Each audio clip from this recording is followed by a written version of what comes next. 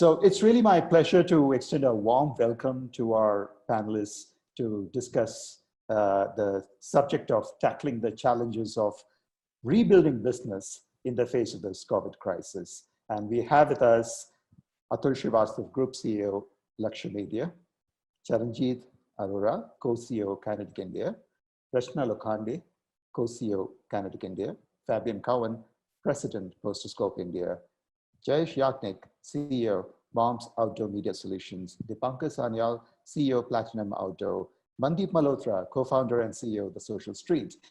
This is an amazing lineup, really. I think this is the lineup that the industry will always be looking for when it comes to any kind of discussion on industry matters. So really, gentlemen, ladies, a warm welcome to this session. When the year began, January 1st, 2020, we were looking at a completely different kind of a world.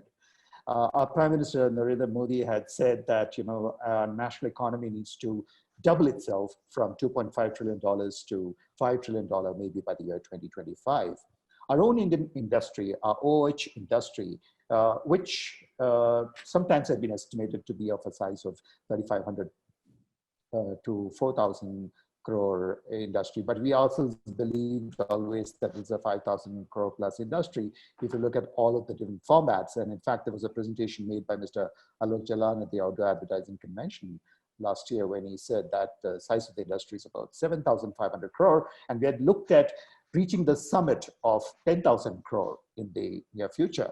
But then the way the year began, it's like, we never expected. The coronavirus outbreak we heard of in China, and in about 2 months' time, it reached India. And none of us are going to forget March 25th, 2020 in a hurry, because that was one day when the Prime Minister came on the television and he said that we need 1.35 billion people now to be living within the confines of their homes. That's an amazing situation the world has never seen. Since then, we have spent about 2 months, all of us working within the confines of our homes. And now, after about 2 months' time, we are beginning to see a slightly easing of the restrictions.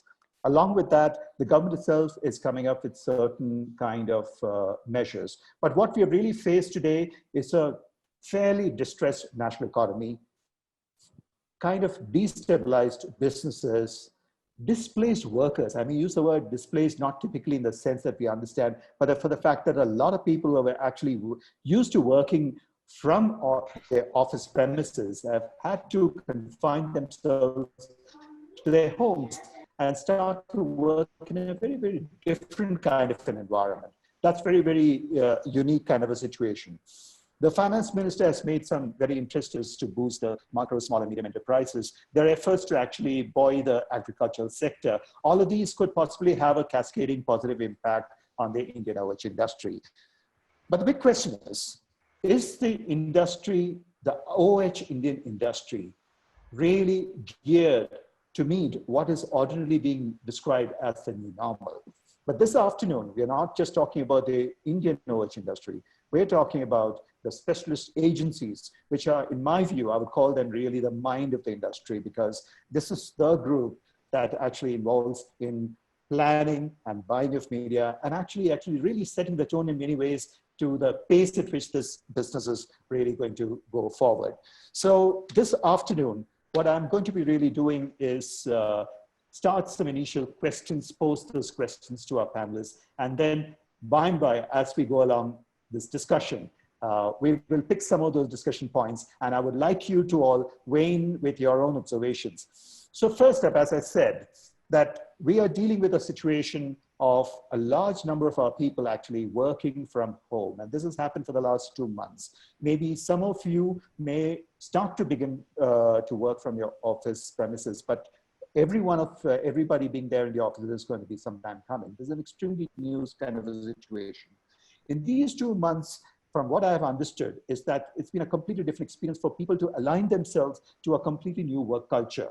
So the question is that as the economy is looking to kind of reboot itself and start to get back on the growth momentum, and hopefully in the next couple of months, business is going to pick up, how are your business, or how are your teams really going to be getting up to speed with this new reality? So let me just turn to Rachna first up and get your views as to, in the current situation, and with the fact that your team members are actually working from places where you're only connected digitally, how are you going to get them back to a scenario where they're going to work like before? Thank you for inviting me on the panel, Rajiv, and hello, everybody. I don't think we are going to get back to the older ways of working anymore.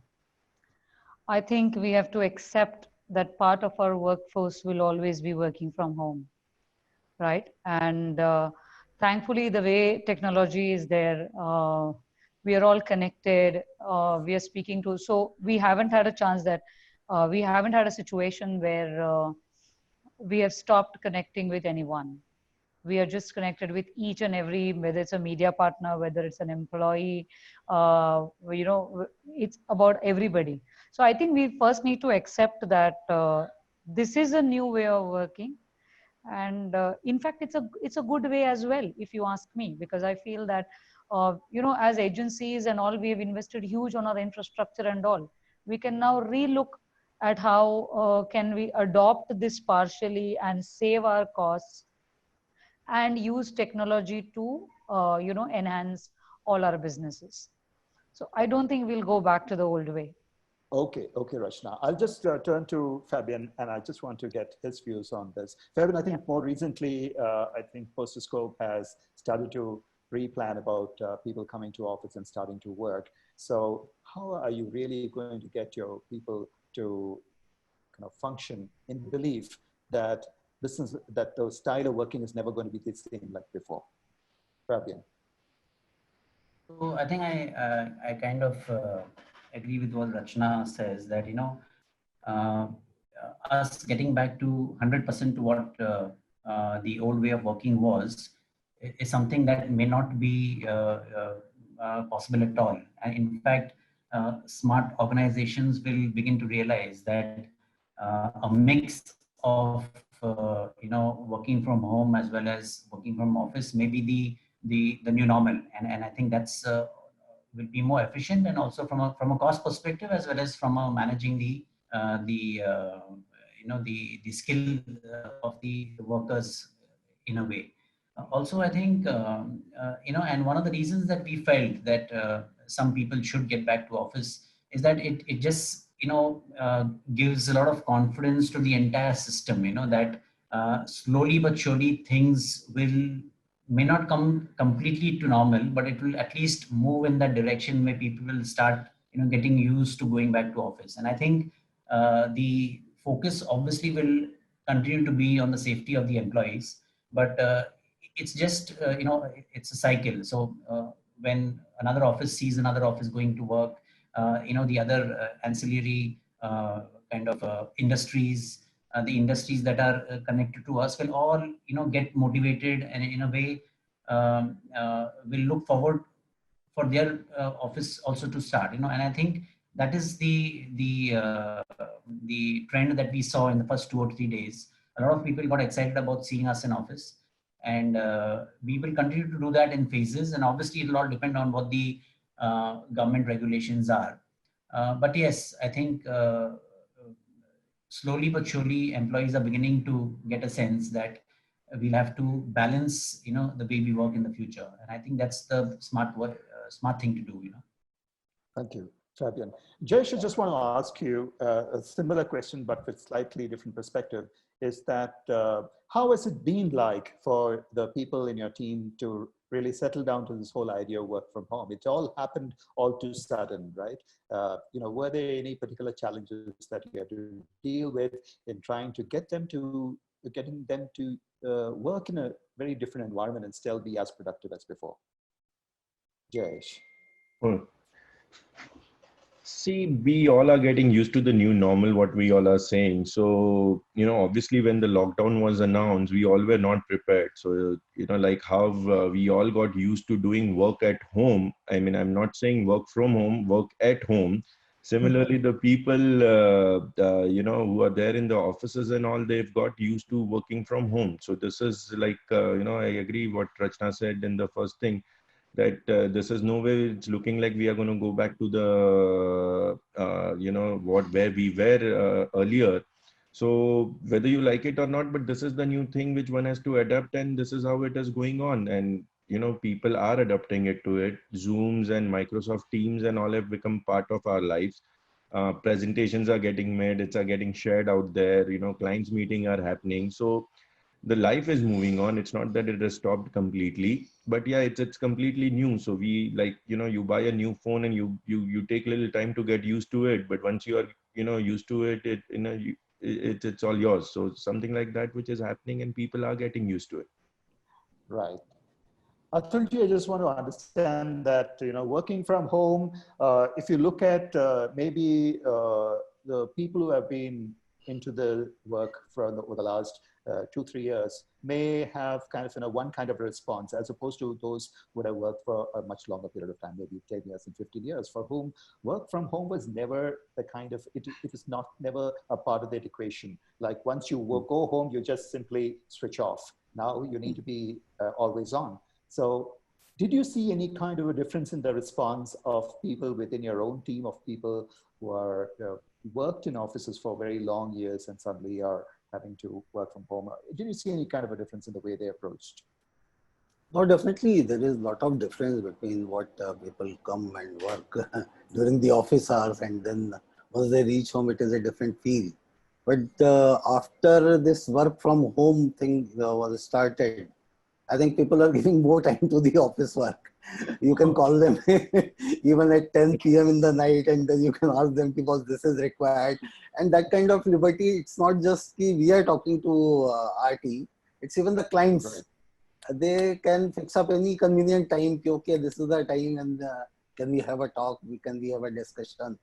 So a lot of flexibility is there. And the other advantage which I have seen is like, earlier, if I have to meet a client in Bangalore, I have to talk to him. Mostly, I mean, the preferred thing was we have to travel to Bangalore and then along with the local team.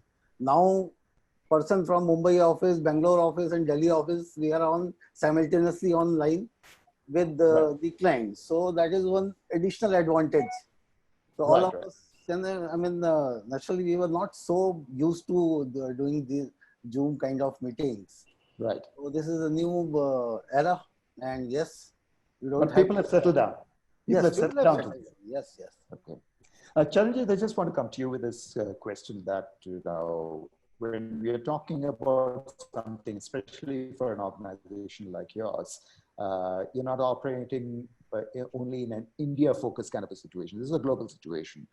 So what's the key learning at a globally for Kinetic, functioning that you need to look at to keep the team's morale really high, such that they're fully geared to deal with the challenges ahead? So first of all, thank you so much for having me on this panel, and hi to all my co-panelists here.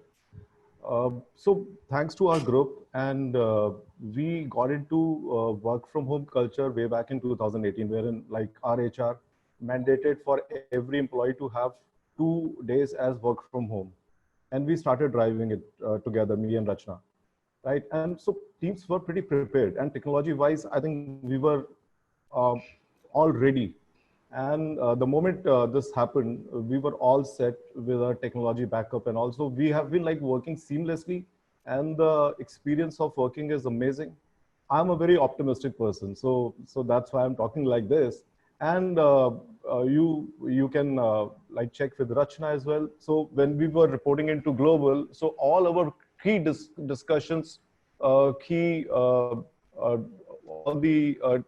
takeouts on our P&L, our projections used to happen on video calls only. So we were kind of very used to of this kind of culture, and I don't think our teams are like facing any challenge. And I see we have like more interaction with our team. We are spending more quality time with our teams. We have engaged them in some amazing productive working. So I see a lot of positive sides of this new culture, and this gives these like a different level of speed to everything. Earlier, like we used to think of like traveling for a meeting to some other place. Now it's all like click away. You just fix up the meeting and you come on the call. The way you cracked this with me, you picked up the phone and spoke to me in the morning. We decided and I'm here. Otherwise, like earlier scenario was very difficult. So there are positivities of this scenario, and I'm quite optimistic that things will bounce back fast. And whatever is like has come, it's, I think, eye opener for us, which we never realized earlier. And this new norm is, I think, going to brighten our life in a better way. How wonderful to hear that, really. Mandeep, I just want to come to you with this question. And before that, I think some time ago, maybe the early part of, maybe sometime around lockdown 1 itself, I heard you, I read a statement by you where probably you said that people are going to be spending time at home, need to also be engaging in some hobbies or things like that, so that, you know, their time is spent not only at work, but they kind of, you know, stay very, very interested in everything that they're doing. Did I read that correctly, or is there something that you advocate as part of the working from home culture, Mandeep? So we've, first of all, hi everyone. We've not really had a culture in the organization for working from home until 21st of March this year. We were very much an outdoory bunch of people. We are customer centric, therefore always closer to our customer. So the culture is very clearly identified at our organization to be balanced in whatever we do. So that should not have changed, and that is why the statement had come out in the first lockdown saying, you know, find out that inner MF Hussain and, you know, the chefs of the world that we had let go, because, you know, our life cycles are such. The minute you get your first job, you want that first promotion, then the next job, and we just fall into the trap of the new way of growing. Right. So this gave all of us an opportunity to relive what we had missed out on. So I think that's a statement which was given in that context. And very much we sort of promote that internally within the organization, individually as well. I personally love, you know, climbing. Like a couple of people here have their own passions which they follow, whether it is cycling for 100 kilometers or going to Mount Everest or Meru or whichever. So that balance needs to be always kept. Absolutely. So did you see that happening, really? A lot. I know how much vim is required to go clockwise while cleaning utensils to anti-clockwise. So yeah. All right. Talking about cycling, you know, who best than Dipankar to talk about various, you know, non-advertising outdoor activities. And I think he's one person who does that pretty much. I don't know whether he gets the opportunity these days. Dipankar, given the scenario, it's a very, given the way the situation is, a lot of the organizations had recruited people at a time when, you know, this new normal that we're talking about was never even imagined.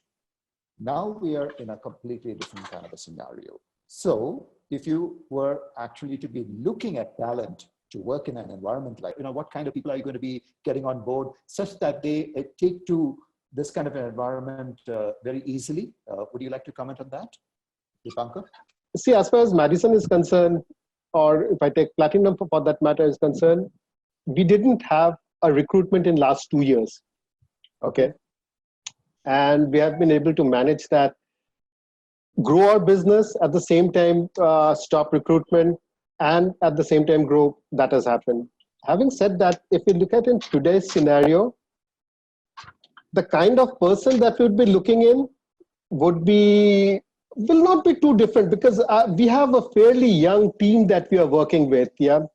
So age-wise would not be too different. But yes, something that I always focus on, because today we are not moving away from that silo way of working to a more collaborative way of working across different departments, right?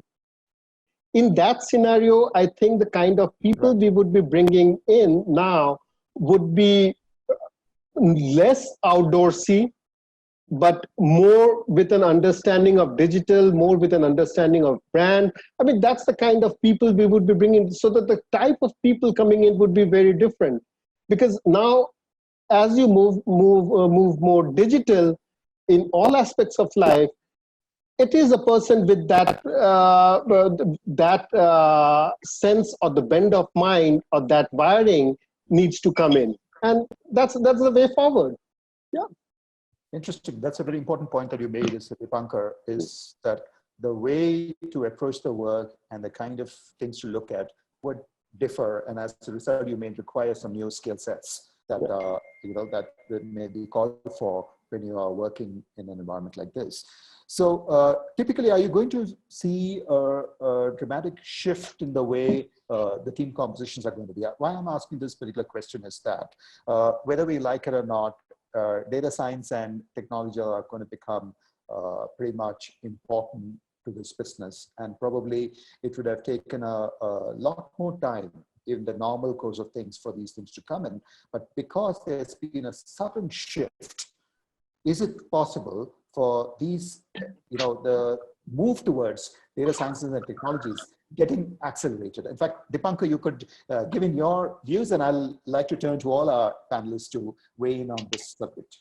Okay, see, the very fact is, I mean, people of my generation and the guys who are coming in later, I mean, guys coming in later would be more wired and have a better understanding. But for people from our generation who are already, who have the traditional mindset, this kind of situation, this kind of situation has given us an opportunity to relearn, learn. You have ample time, and you speed up to the requirement. I mean, this is happening. I mean, I can tell you in last 25-30 days, I have done at least 3 courses. I mean, and all my guys are doing it also. It's not something about me. It's something about what I've asked other guys to do it. So people are understanding the need of it, and they have ample time to learn. It's not like previously I have to go from Gurgaon to Noida or from X to Y. That right. Distance has come down to a chair and table, right? So your opportunity to learn has increased so much, and there's so much more time that you have in hand. So, I mean, coming out of this lockdown, if you have not learned anything, I mean, you have wasted your rest, the other part of your life. I can tell you that much. Absolutely. Rachna, do you think that the skill set requirements would change and would be a new kind of skills would be required going forward in keeping with how the business is going to pan out? Rachna? I don't think the old skill sets are going to be completely redundant. Okay. Only I would say that upskilling is required at every level, whether it's a trader, whether it's a client servicing. Upskilling is the key. And like Dipankar said, secondly, earlier, we all used to think that, oh my God, if I have to do a course, I need to enroll, I need to go, I need to sit and all. I also need to pay. In this COVID, there are so many things being offered to you free or at a marginal cost that if people are not utilizing this opportunity to upskill themselves, it's clear that they are making themselves redundant. All right. Okay. Correct. So that's the path that they choose. So there is not good, but yeah, you're right. Digital is required. Understanding the digital medium, understanding how well it can complement the out of home medium as well. How does mobile work? How does data is to be looked into? Now, in fact, you will need more people. Earlier, trading is a backbone of out of home, right? So people largely used to rely on buyers and everything. But now, audience is going to have more importance than ever. Secondly, all the old audience data that is there is going to become kind of redundant because the behavior is going to change completely, right? Whether it is a footfall data or whether it is any kind of data or whether it is behavioral data, it's going to undergo immense change. Mhm. So Right. having people with that bent is very important right now for all teams. Right. Absolutely. Fabian, I would just like to extend this discussion and get your views on considering that, you know, upskilling is such an important aspect. Is the upskilling of people going to be individually driven, or is the organization going to take the principal responsibility of getting all of the people jobs in the future? Fabian? So I think when this started, the entire lockdown started. It said that busy is a decision. Okay. So we took that decision and we said, let's keep up ourselves and our teams busy. Mm-hmm. And right at the beginning of the lockdown, we kind of put together a plan in order to make sure that each and every division, each and every function is kind of kept busy doing the things that they need to do, Okay. and also look at ways and means of making enough time for them to upskill their current skill sets. And I thought that really helped us a lot because uh, across the board we have begun to see that people have actually are showing signs of a lot of improved eagerness, so now that people have learned some new skills, they're just raring to go and they want to be out there, and use those skills. And I think that's something that has really been a positive for us. The other thing is that while uh, so there is so much of material out there. So the means of learning are abundant. However, the desire to learn is very scarce, and we felt that maybe looking at places where the desire to learn is diminished, how do we make it more interesting? So we did a lot of webinars, and kept people excited about what we are doing as an organization. Did a lot of upskilling and personal benefit kind of webinars, and actually kept people excited about the whole thing. At the end of it, we believe that once people get out there, and I think as Deepankar rightly said, if they've not seen some improvement in themselves, then they would have lost out on a great opportunity. And I think that's something that we've kept our focus on, and we believe that now the team is much more equipped to do the things that we require of them. So we've used this time well, and are just waiting for things to now come back to normal. Okay, that's really, really great to know that you've used the 2 months period so wonderfully well. Charanjit, I just want to get across to you with regard to the skills for the future. Now, when we talk about the skills for the future, and in particular, we're talking about the people who are working with specialist agencies, and all of you have initiated such wonderful programs to keep your people ready for the future. So, it would be about the understanding of data sciences, of technologies like AI or machine learning or robot, a variety of applications that would actually come into this business as we go forward. But then, is that enough? In the sense, is it enough for the specialist agencies to be actually looking at these things? Because eventually much of that application is also going to happen on the media owning side. Unless the media assets are also aligned with what you're talking about, are we really going to see that synergy that we so much wish for? Charanjit. Yeah, I think very interesting question you have asked, very close to my heart. And I think that as an industry, we need to now realize that the way radio, print, television, digital has seen growth, because they got that growth because they made their media measurable. So whatever is measurable will grow, because we are like heading towards tough times, where like clients, when they will think about spending even the 10,000 rupees or lakh of rupees, they would look at like return on the investment, and they would like to get that proposal back with some data when we are able to tell them that you are reaching out to so many audience, because it's all about like connecting with the audience and the target group. So I think it's very critical as an industry.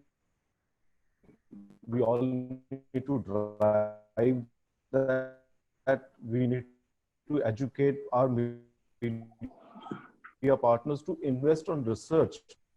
Okay. If we don't invest in research, we're killing our own industry. Okay. Because the way our media agency are influenced,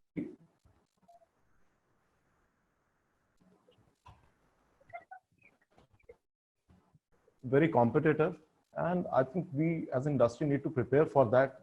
We should get some measurement body for our industry who can publish some data on the outdoor reach numbers, and that is how we will earn more respect also for our industry.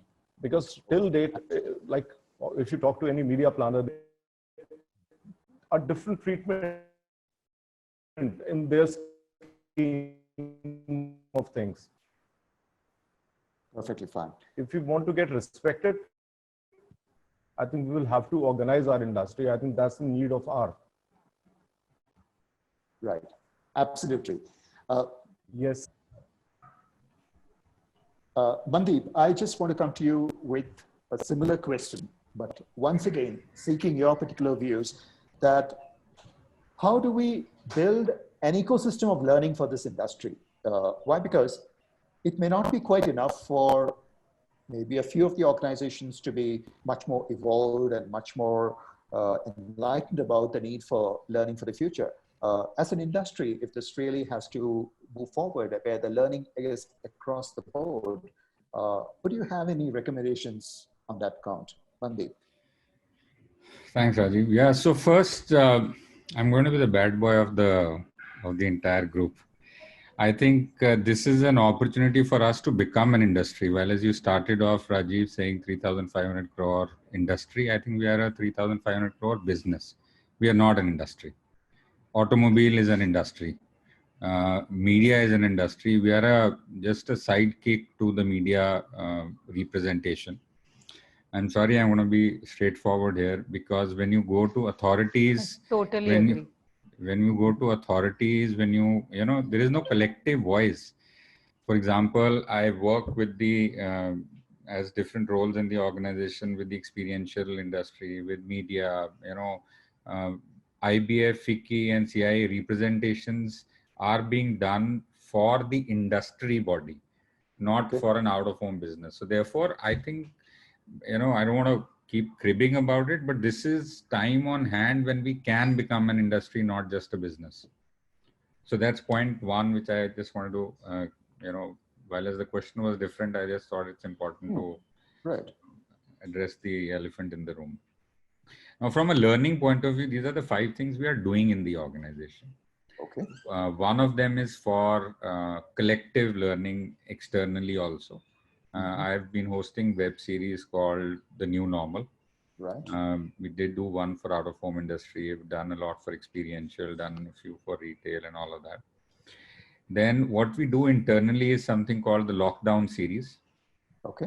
Where we call, you know, senior people within the brand side who come and share their experiences. We understand categories a little more. You know, for example, we've had somebody from automobile category, from real estate category, from printers, HP as a brand, I'm just saying. So various clients who come on board and give us their perspective. We call that the Lockdown series. I have an internal, you know, session on the TEDx format. We have split the entire organization into teams. So there are 7 teams of almost 10 people each, whose job is every day we do one platform understanding. It could be social, it could be data-led, it could be analytical. And that team does the digging around in Hindi, the kahavat is ghar ka jogi jogna, bahar ka jogi siddh. So we decided कि घर के जोगियों से एक session करेंगे, half an hour every day at 10:30. That TEDx format is done by the team internally for an internal team. All right. Which is pure hardcore, knowing other mediums sort of format of learning. Then I have something called a pecha kucha format. That's the Japanese term for chit chat.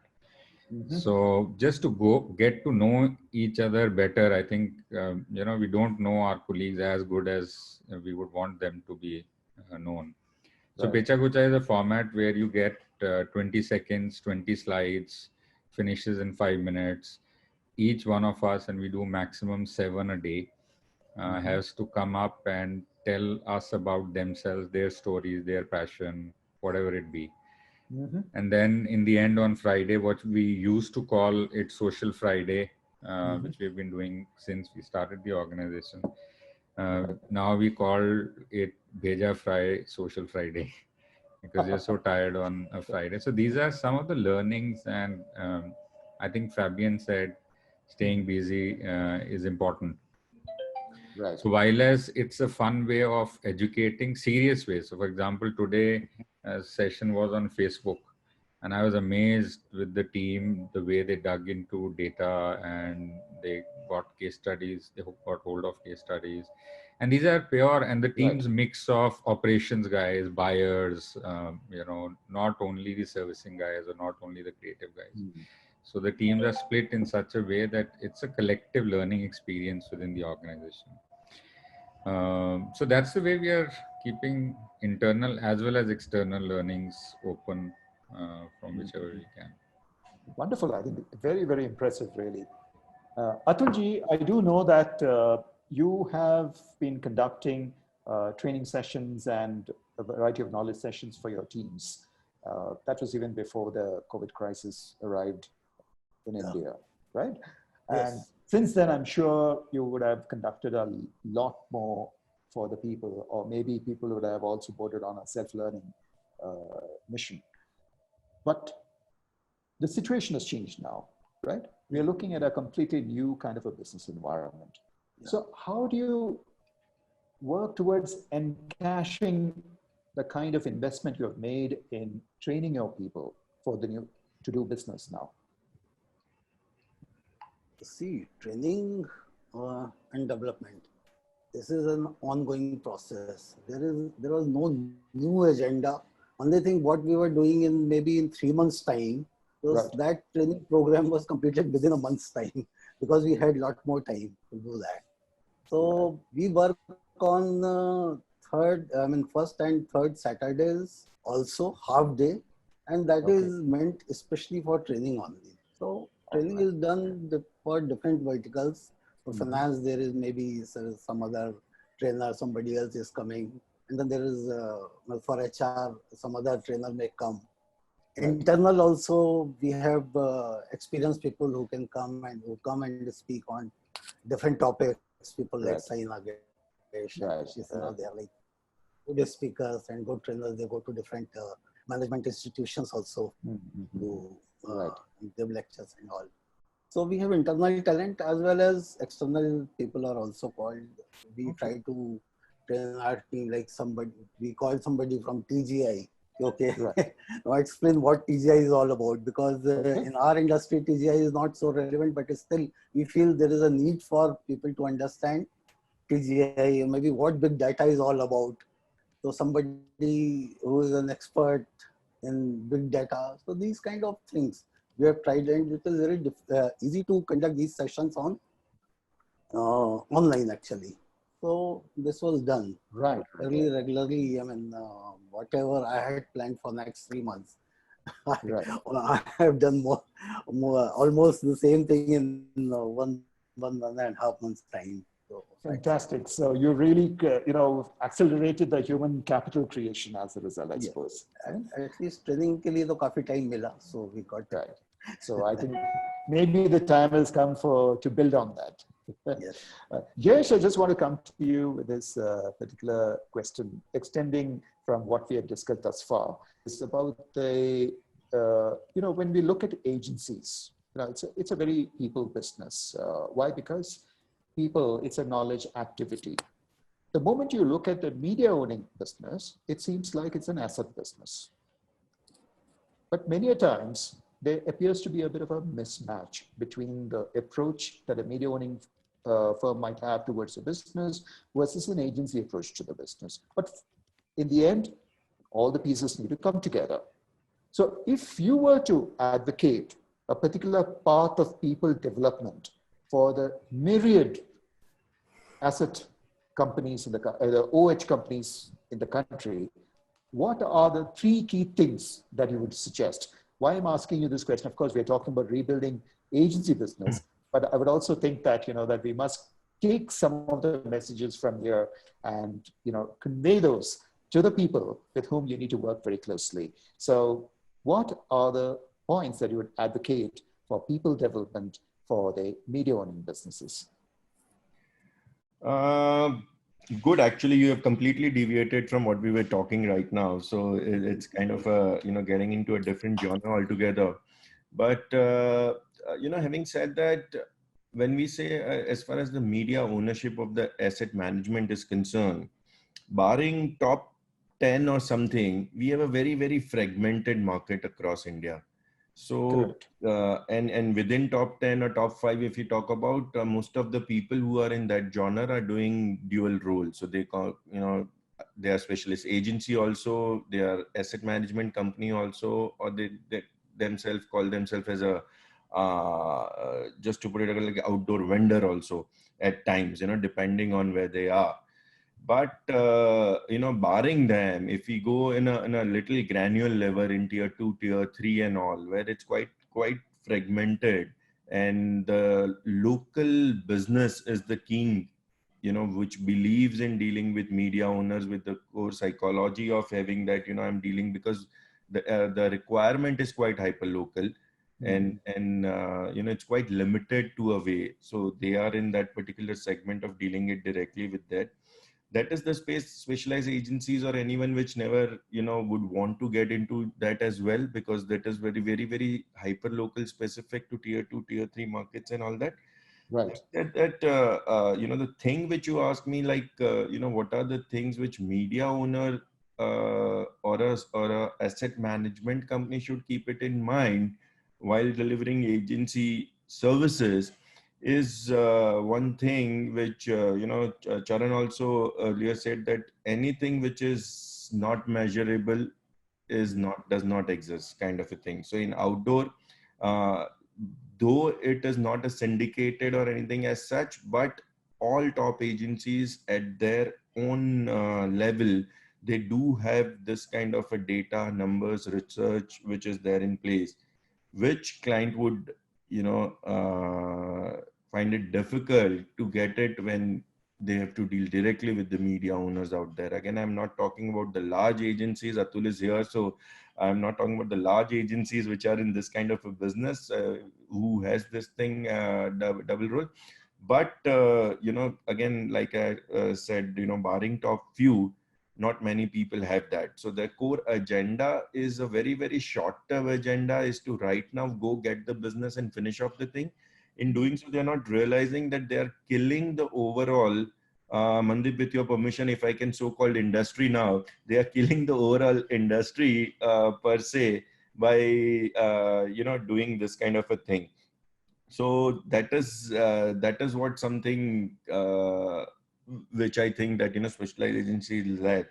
And I just want to interject, actually. My question to you was, of course, absolutely appreciate the importance of the measurement metrics, which we have been talking about for a very long time.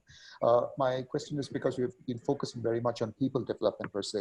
So while in the agencies, you get the talent acquisition and talent development is a very systematic process.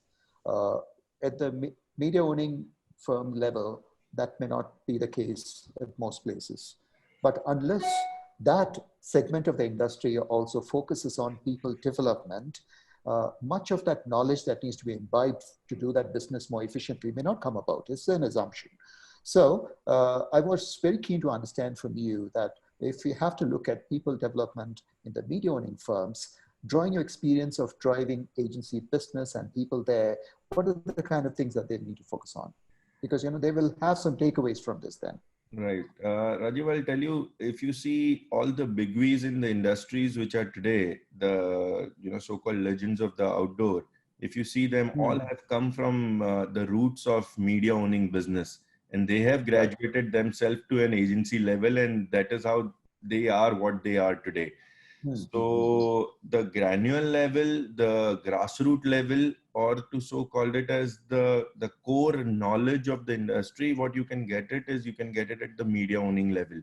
So that is something which, people have kind of used it as and when they've come into this so-called corporate environment of agencies, and combination of this two as well have tremendously helped them to, get at the position where they are right now.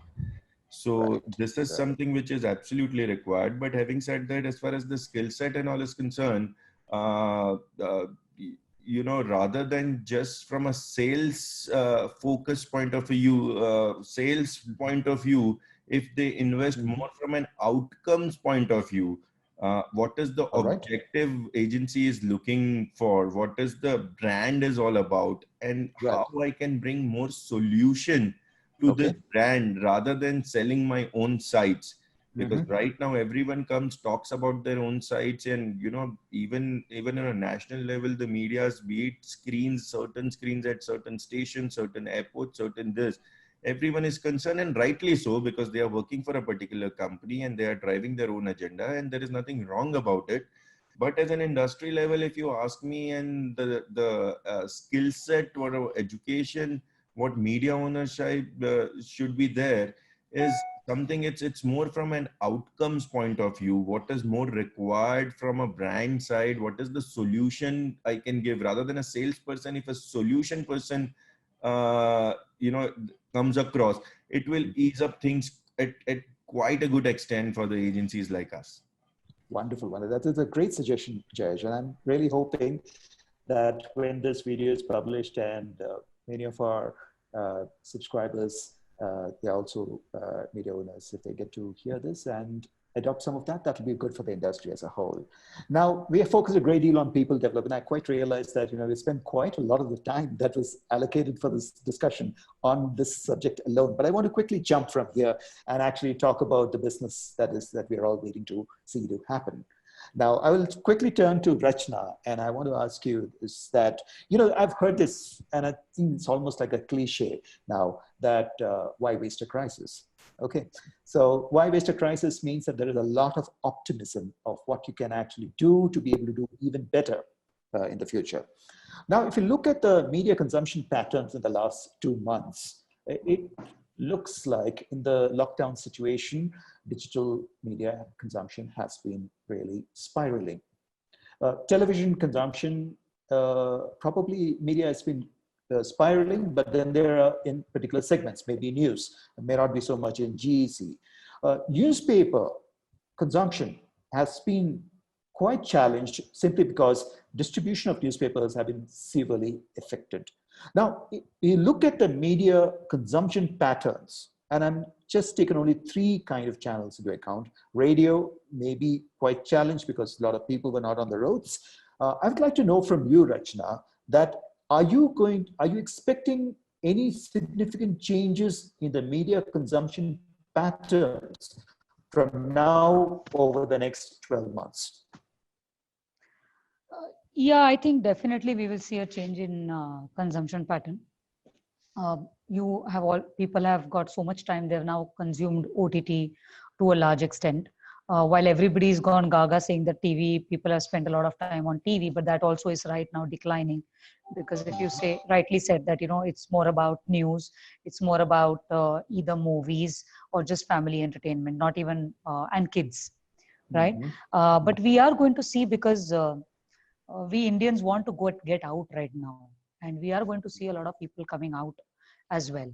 Digital will stay consistent as per us, but if you see all other markets, even global markets, while TV is seeing a decline, print is seeing a decline, like you said, radio is seeing a decline, outdoor, while because people are inside, are seeing a heavy decline, and India is 0, but other like US and all is 50% down in April, all. But once the lockdown lifts, or even we have seen now Delhi, I'm sure Atulji will tell me that there is traffic jam which has already started in Delhi, all, right? So we will see an inclusion of out of home, except that you're right, the matrix is going to change, and people are going to see what are the media that is going to work combined well for everybody. Like maybe we might see a lot of boost of out of home plus mobile, you know, everywhere. But I also foresee that there is a probability of we also feel getting a hit on out of home budgets, because client priorities are changing. You know, Okay. these are not the same clients who were selling the same products 3 months back. Okay. Right. Like maybe an FMCG is right now focusing on essentials. It might continue to focus on essentials for the next 6 months, and Right. maybe skincare can get a priority 6 months down the line. So Right. because client priorities will change, therefore you would see a lot of change in the consumption stack of media. Okay, great. Mandeep, I'll just come to you very quickly, and I was kind of intrigued by your reference to the word industry, which we use almost on a daily basis when we publish stories. We call this an industry. Of course, you have a slightly different view on that, but nonetheless, for the sake of convenience, we'll use the term industry. So what would typically should be the OH industry response to this changing media consumption pattern?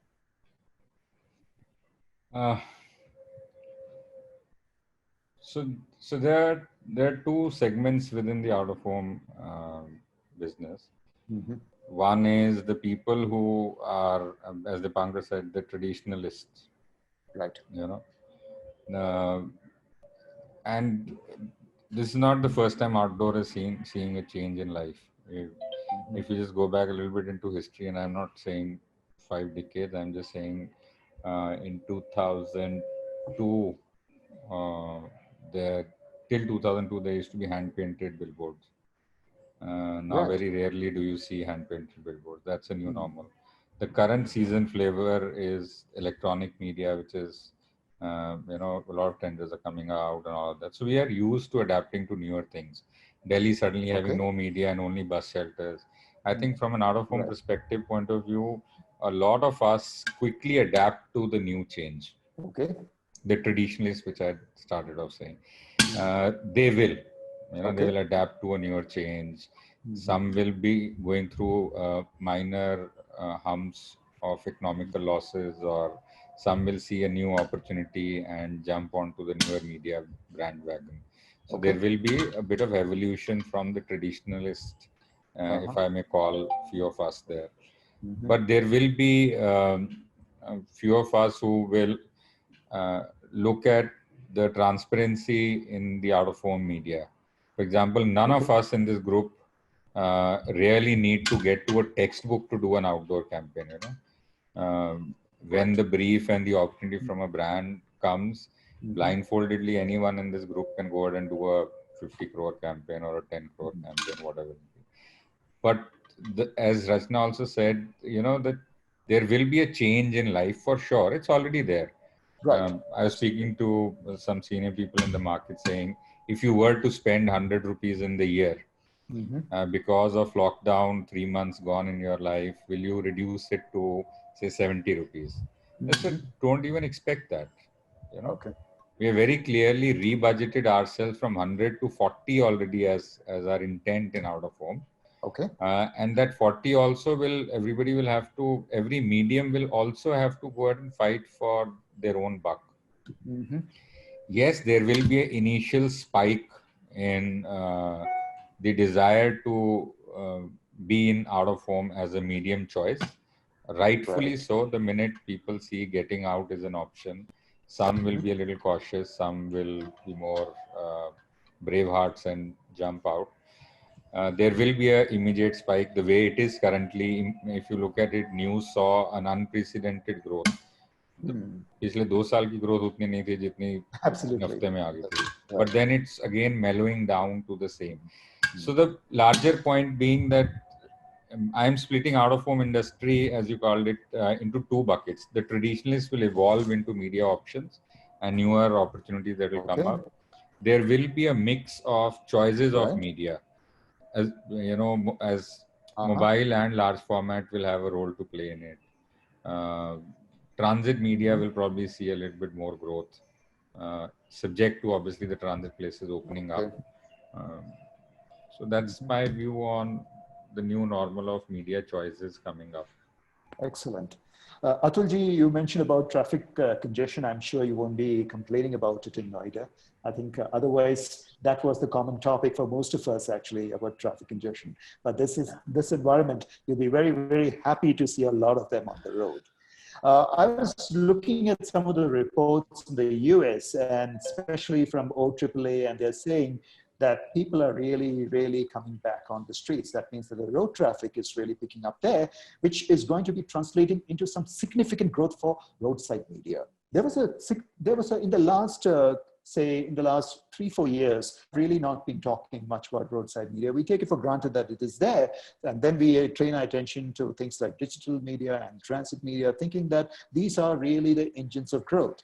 But it looks to me that roadside media is going to be actually making a significant comeback. But is that really true from your perspective? Yeah. I 100% agree with this. Because of late, during this lockdown period, whatever 2-3 brief we worked on, the client was very clear. It was, I want roadside media only. I don't need any airport because traffic will not be there. But in fact, this knowledge came to us when client's brief came. He said, no, I am present in the airport and various transit points, but definitely I'm not looking for these options for the next 3-4 months. Okay. I feel there's no doubt roadside media is going to be in demand. Okay. And in some markets, we have already seen, like wherever we own some media also. So I have seen that there is an inquiry for roadside media only. Okay. Rather than the airport is completely dead, there's no doubt. But there's some movement there on the street furniture and this kind of media. Despite so much of lockdown and people staying at home. Right. But there are few bookings coming for roadside media. Okay, but these are still early days from the easing of lockdown. Maybe that pattern might change as we go along, right? The demand situation might change once the flights resume and trains which have already started may actually that will take some time. Like we run the Hyderabad airport, so whatever feedback we have, as you all must be aware, there's only 25% flights which they are going to allow at this point of time. So in terms of rates, airport media is very expensive compared to what we have on roadside. So for 25% or maybe 50% traffic also, I have my doubt that clients will be spending so much of money. Either will have to compromise on rates in a very big way, or will have to wait for some time till the time some vaccine is invented and or discovered, whatever you may call it. Right. Let's hope vaccine is there, then life will. Rajiv, just adding in one small line. You know how AC and BC was coined after Christ, before Christ. I think life will be different till the vaccine is fine. So before vaccine and after vaccine will be two different worlds. And I am sure that out of home will flourish after vaccine. Let's hope for the best that it's found out. I think you must really trademark that point that you've made. I think after vaccine. Actually, internally we have a 2-tier plan only. We have one phase we are planning about. Everybody is predicting that by September or maybe October there will be some vaccine. So internally we have planned it that way only for next 3 months, 4 months. What exactly needs to be done? By then we are praying and hoping some vaccine will be there. Then the game plan has to be different than what we are going to do for next 3 months. So yes, that's very much in discussion internally at Laksh. Fantastic. Fabian, We're talking about why waste a crisis. But in this crisis period, there were certain brand categories that were pretty much active, right? You take the pharmaceuticals, you take healthcare segment, you take FMCG, you take e-commerce, for instance. So when these businesses were happening, that means that the brands themselves would have been active. They may be active on whatever media channels that were available to them. So as the lockdown eases and opens up new doors for OH business to come back to near normal state, what are the ways in which you think that this industry will be able to leverage and do business with those people who have been quite active and would actually want to build on the gains? Fabian. So I think it is said that the single most important distinction in life is to distinguish between an opportunity to be seized and a temptation to be resisted. So, this is, so this is, I think, people who look at it as a temptation or an opportunity, that's the differentiation, And I think even from a media owner's point of view, I think when you mentioned is that, see, at the end of the day, for agencies like us, our assets are our people. Right. And we are upskilling them. We are working on how do we get them to the next level. In the same way, I think from media ownership perspective, their assets are their assets. How do you upskill that? How do you take it to the next level? As Jayesh said, from a measurement point of view, from a look point of view, from an architectural point of view, So upskill their assets, and you will see, brands coming back to out of home in a big way. We also believe that, it's like when you take away a toy from a child and keep it away for 3 months, and then you give it back to the child, he will be really more interested in playing with it because he missed it so much. So I think from an out of home perspective, when people really get back to the streets, they'll be in a much more, receptive frame of mind. They'll be really happy to be there. And we believe that that's a much more conducive opportunity for brands to actually connect with people, because my mindset now is much more relaxed because I'm really happy to be in the out of home space. And that's why a lot of our posts you will also see on LinkedIn and Facebook, we are hashtagging it as out of home happy place to be. And we believe that as people go back to out of home, their mindsets will be different. And we are also talking to a lot of clients and encouraging and infecting them with this thought that when it opens up, you will have much more receptive minds out there, and you must be more active in the out of home space. So I think overall we believe that while the spends will reduce in the first 3 or 4 months, things will get back to normal over a period of time. And as an industry, if I may use that word, collectively, if you are able to take the level from year to year, then I think we'll all be in a good space. Are you expecting that to happen? Yes, but gradually. It's not going to happen in the immediate future because people will, at the end of the day, be a little more cautious. So they'll be cautiously optimistic, but not really optimistic. So like Mandeep said, there will be some people who will just go, out there immediately, but that may not be the right thing to do, So you have to be cautious, you have to be optimistic and hope for the best. Okay.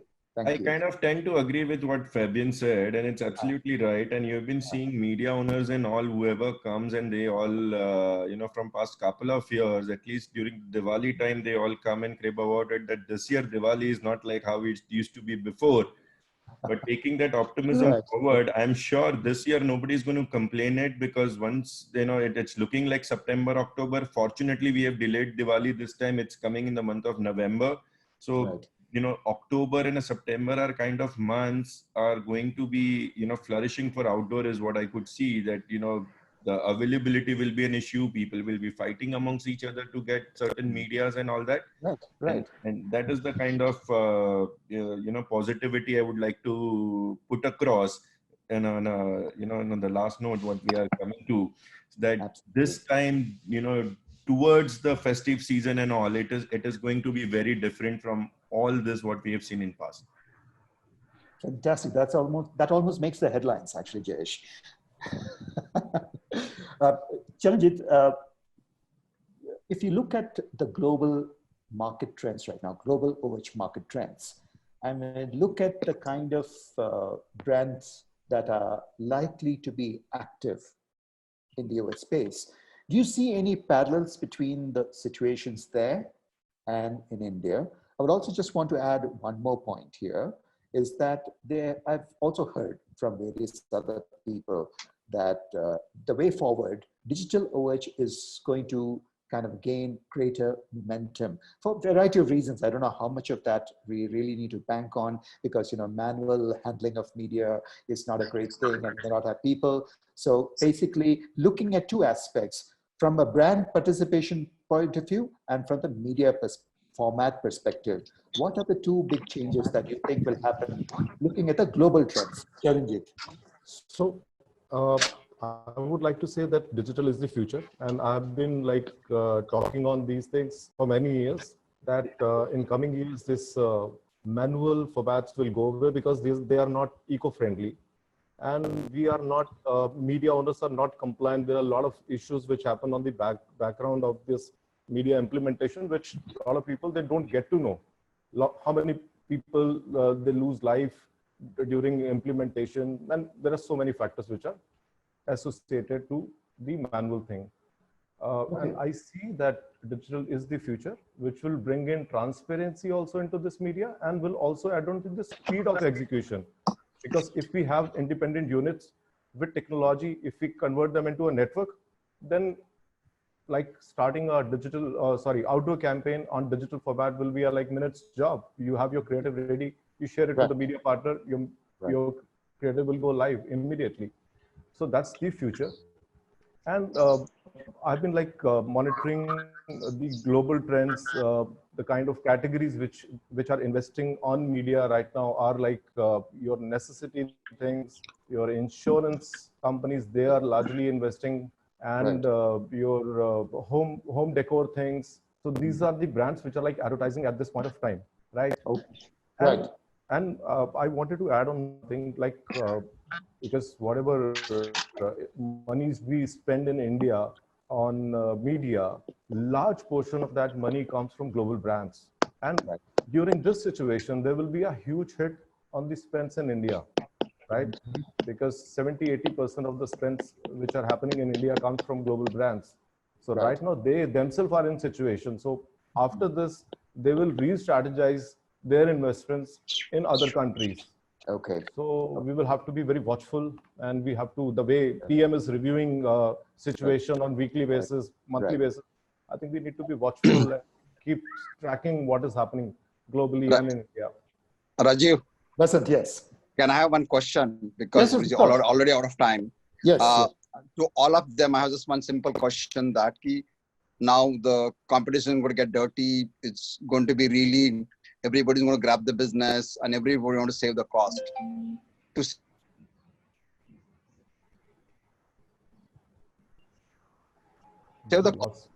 I'm not asking specifically, anyone can answer that question. Are you going to cut the people? Sorry, Vasant, we didn't get you. I mean, I couldn't hear. We lost you in the middle, Vasant. In between. Yeah. Okay, I just want to question is are you going to keep the same people what you have currently, or are you going to cut the people? Strength. You want me to take anyone can answer that question. Company-wise, we can tell. Yes, so I think we can definitely. In Laksh, we have decided not to lay off the manpower. Rather, we'll prefer to cut down the salary part, and we'll try to maintain, at least because this is a tough time. If this point of time we ask people to leave, market will be very bad, very difficult for them to get alternative jobs. Okay. We will definitely want to retain as many people as possible. Even if we have to compromise a little bit, we have to save cost. We'll try to save by cutting salary for the time being, at least for a quarter. So that is our strategy. Thanks, Atul. Fabian? Yeah, in fact, in our point of view, we have actually incentivized people because we believe talent cannot be ignored, and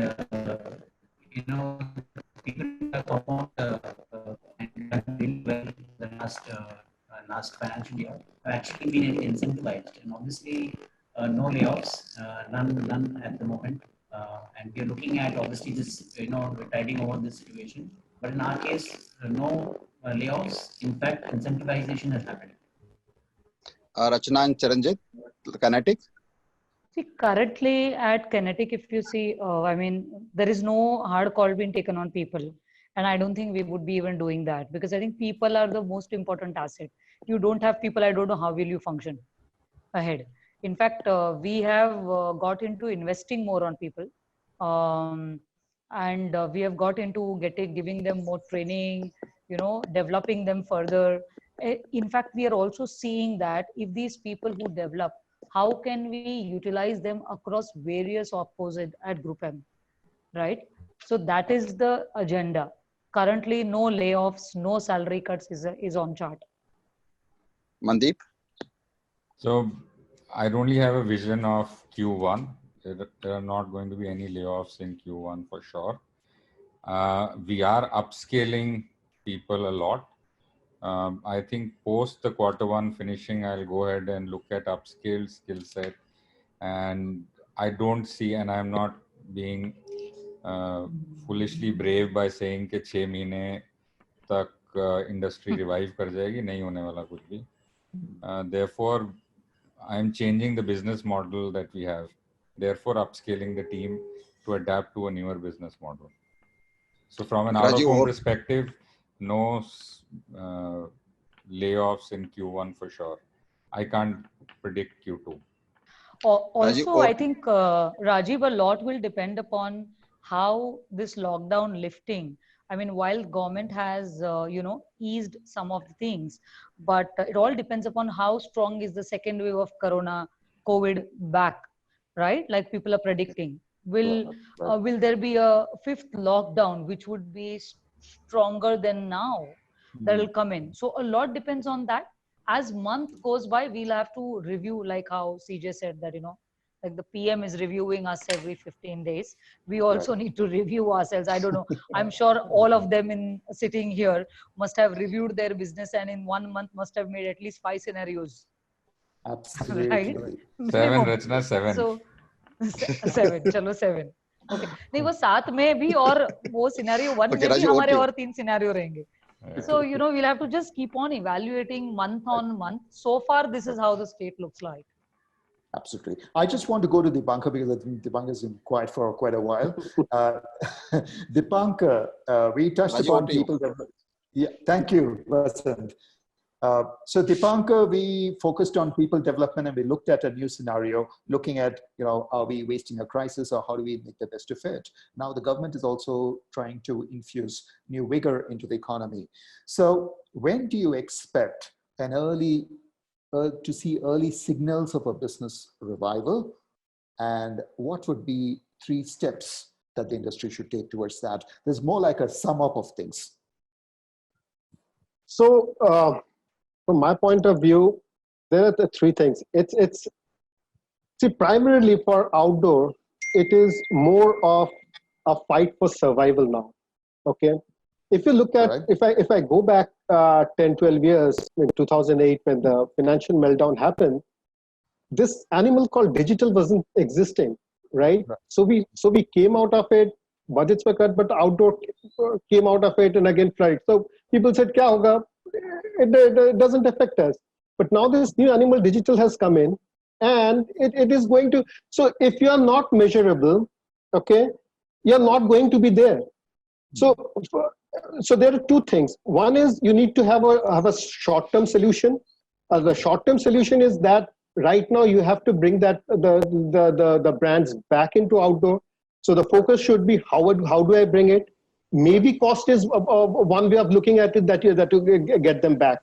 Okay. I read somewhere that in Belgium, JCD or somebody has given 80% discounts to bring the brands back, right? I mean, that is something that aggressive. If they are going in Europe, I think there's something similar that needs to be done here too.